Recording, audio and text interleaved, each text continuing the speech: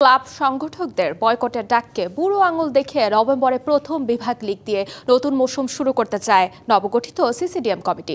পর্যায়ক্রমে অন্যান্য লিগগুলো সময়মতো মাঠে গড়ানোর বিষয়ে আত্মবিশ্বাসী তারা। এবার ক্লাবগুলোর অংশগ্রহণ ফি বাড়ানো হচ্ছে বলে জানান ফাইনাল কমিটির চেয়ারম্যান।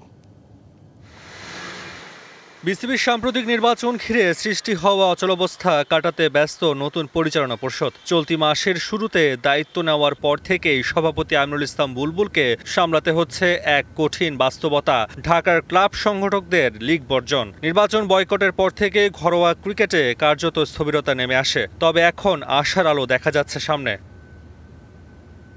বুধবার বিসিবিতে প্রথম বিভাগ ক্লাব সংগঠকদের নিয়ে আলোচনায় বসে সিসিডিএম চেয়ারম্যান। সেখানে নির্ধারিত হয় প্রথম বিভাগ দিয়ে আগামী ঘরোয়া মৌসুম শুরু করবে বিসিবি। তবে লিগ শুরুর সময় নিয়ে ক্লাবগুলোর কিছু আপত্তি রয়েছে, এই বিষয়ে সিসিডিএম এর কাছে জানান বলে জানিয়েছেন আদনান রহমান দীপন।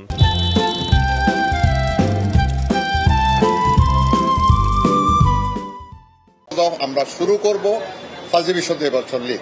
কোনো ক্লাব থেকে এরকম কোনো কথা আসেনি যে আমরা লিগ খেলবো না। তারা টাইমিং নিয়ে একটু আগে পিছিয়ে পড়ছে। ফার্স্ট ডিভিশনের জন্য 5টা মাঠ দরকার। 5টা মাঠ আমার কাছে কনফার্ম। আমি 5টা না, আমি 7টা মাঠ অলরেডি কনফার্ম করে ফেলছি।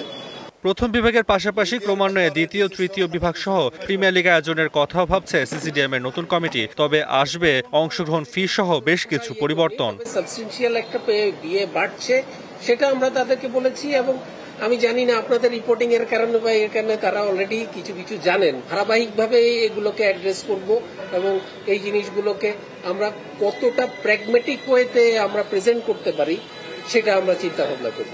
সবকিছু ঠিক থাকলে আগামী মাস থেকে শুরু হচ্ছে প্রথম বিভাগ ক্রিকেট লিগ। ম্যাচ আয়োজনের জন্য আপাতত 7টি ভেন্যু পরিকল্পনায় থাকলেও 5টিতে খেলা আয়োজনের কথা ভাবছে বিসিবি।